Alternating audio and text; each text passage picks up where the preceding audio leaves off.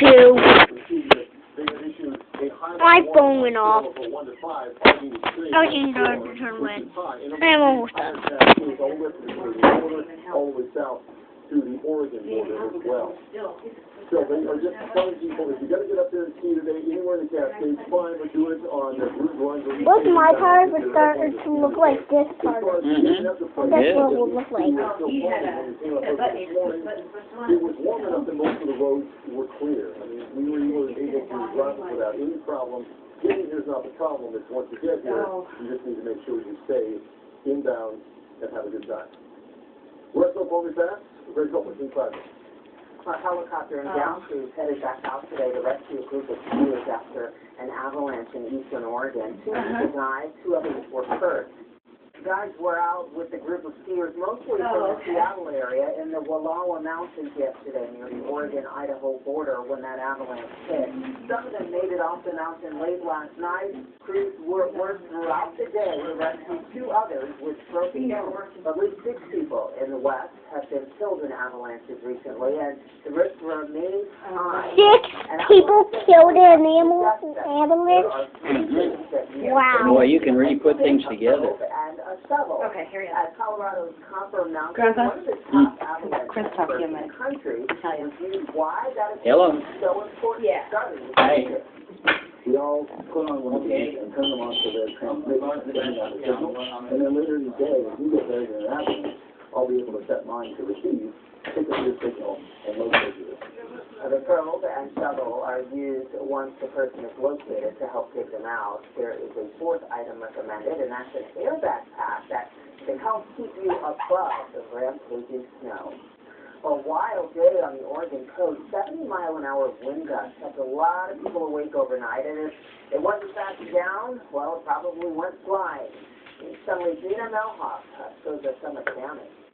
First it was the snow, now it's the wind. It is impressive to watch, but there is damage to clean up. Just look at the force of those sustained winds. It's in Newport late last night where a tree fell on a car and power lines were arcing. Flags at car dealerships on Highway 101 were barely hanging on.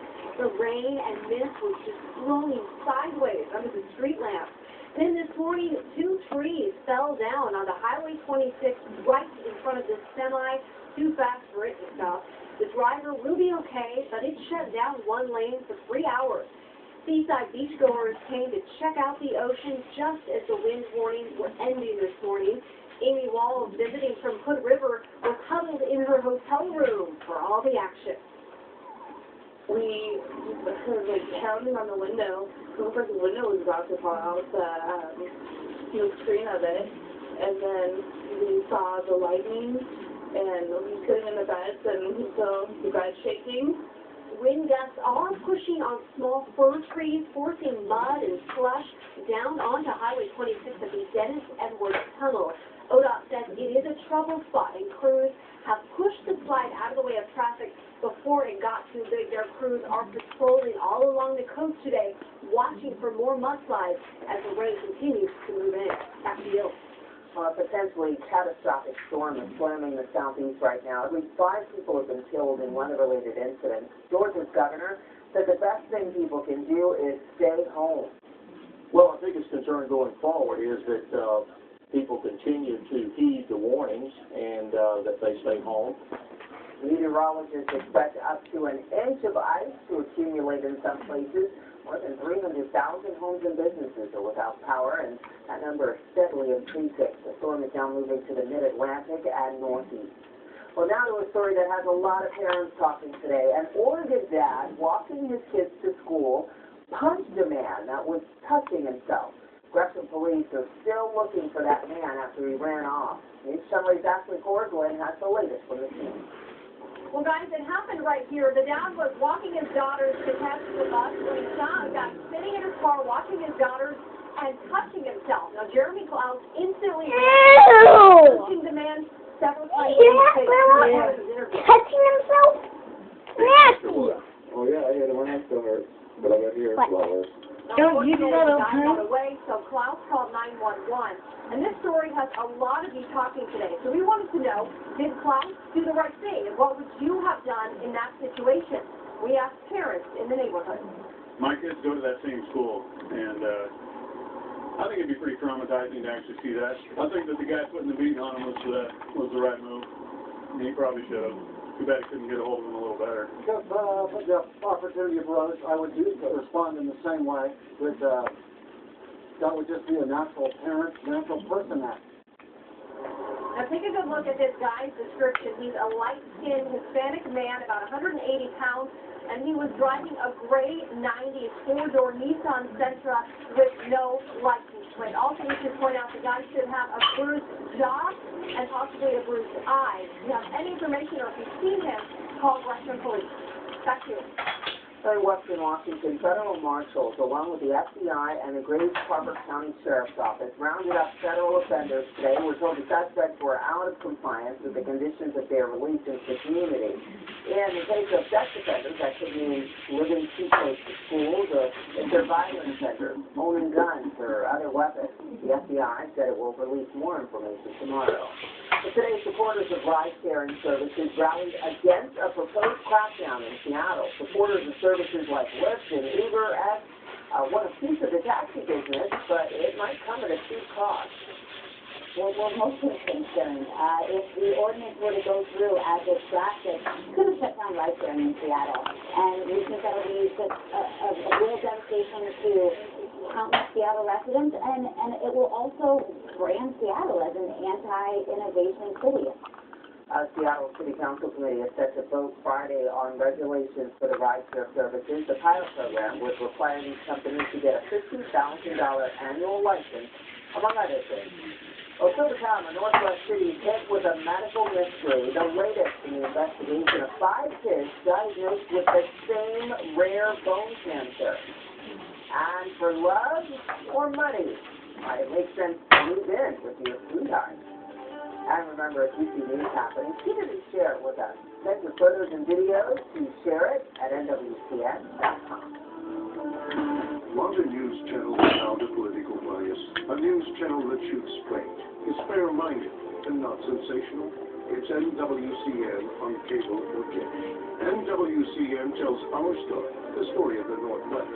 From the Tri-Cities to Burns and Moscow. We're there for you, earliest in the morning and on weekends. The news never stops, and neither do we. NWCN, always there, always on. Right here in the final round of our favorite quiz show, the Fios Factor, where the only rule is to tell the truth. Today's contestants are playing for Fios TV and Internet from Frontier for $79.99 a month, with $700 in savings, including a DVR, plus free installation and activation. True or false? Fios from Frontier offers 100% fiber optics for amazing picture quality and speed. False. True. You win with Fios from Frontier. No hiding from the truth. Let's go 1-888-FRONTIER. Lucky Eagle Casino. Introducing the Beginner's Luck New Member Rebate. Join the Lucky Eagle Casino Players Club. And if you win on the day you sign up, great. If not, you'll get rebates totaling up to $200. Plus, all new members get $5 in free play and a discount off of a meal. Get Beginner's Luck today. Lucky Eagle Casino. They play in so you're protected.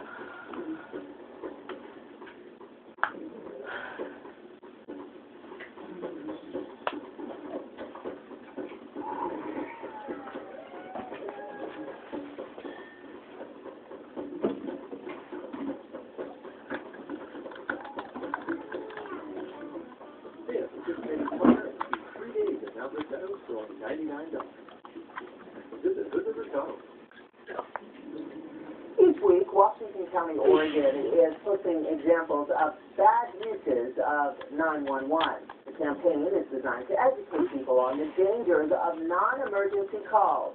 Well, here's the latest one. 911, police, fire, medical. Yeah, we got a problem here. My wife is struggling in her jacket, can't get it off. She's struggling in In her... her jacket, I want a 911 up here immediately. Okay, what's going? Is she not breathing, or? Please. Get her jacket off. Apparently it was a nice jacket, and the man didn't want to tear it. Well, the fire department did respond. They rescued the woman and they saved the jacket. Now, weather from the Northwest Versatile Weather Center. Welcome back.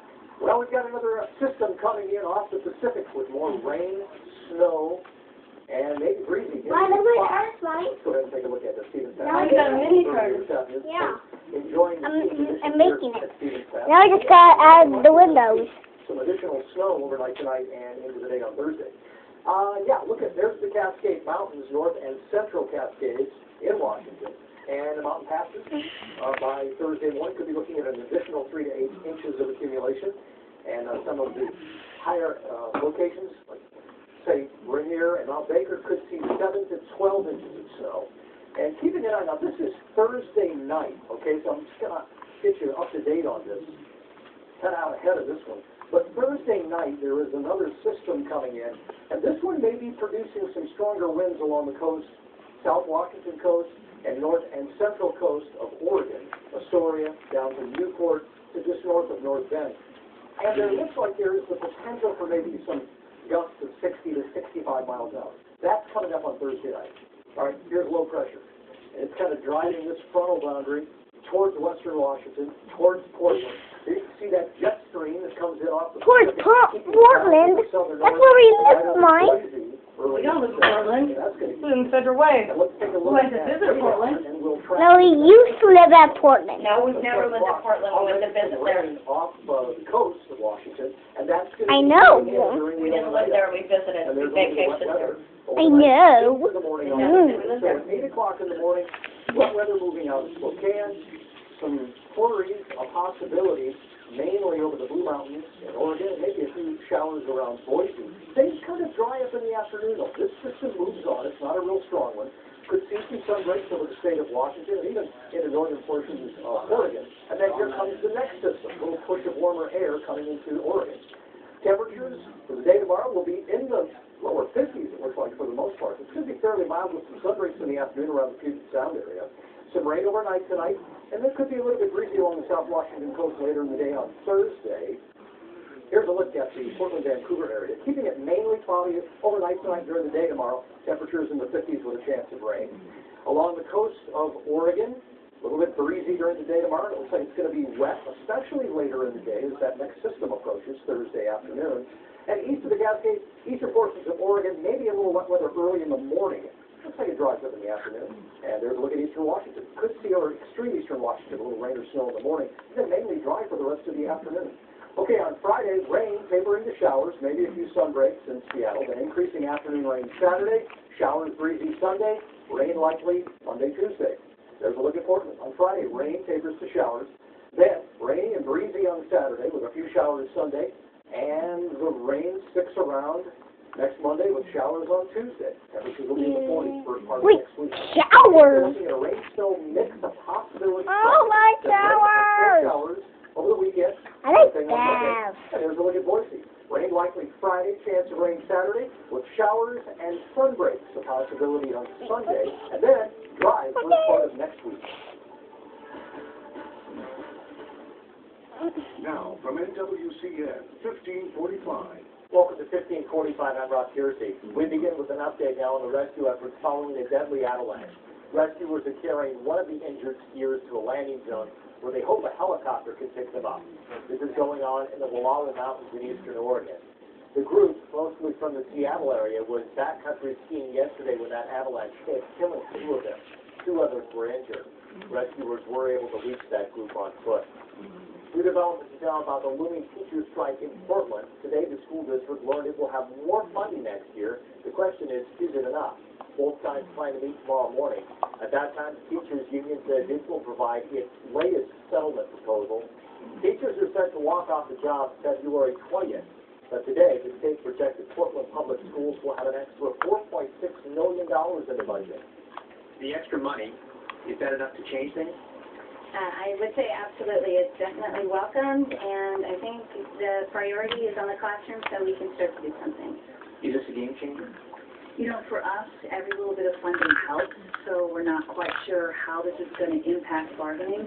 But the great thing is this money will be used to reinvest in our classrooms, so this even moves forward. The school board meeting gets underway at 7 o'clock tonight. The superintendent is expected to give an update on negotiations. That's 15:45. About everything. Yeah, that was good. You called last night. I didn't. I text. She Life around the door has rain for every kid in your family. Whether you're a big kid, making big turns, or you're a little kid with a big big rain and a big You're raised by Ron Ray. Don't miss White That's Christmas good, right. show on February 15th. And the Let It Glow fireworks show on February 22nd. Book your presidency vacation today. You guys, the way you guys say things, that's all it No was. other element. Hey, Mommy. Yeah, we were ready. You don't need to try it. Hey, Mom. And no one in Washington has a larger selection to choose from than Ken Kell's Record Sorry, buddy. Massive indoor warehouses have over 300 We don't have colors and time textures for from around the world. garbage. I don't have Meticulously time for hand-selected. Mommy, I made my car toy. This reality. Ken Kell's Branded Marble in Seattle, 510 Portland, the industry leader in service and selection. They just said, Oh, it comes right. Oh, Grandma. Now I know where it comes from. yeah. Purple. Paycheck. Your family depends on it. Yeah. What else are you supposed to say? Yeah, beat around the bush for a half an hour. Life. She goes. Chances are SelectQuote can get it for you for under I go, why? I go, what's that text? What's that? I go, what? 2-1? Should I put the point? $500. Hey guys, I was gonna do part 2, so let's do part 2.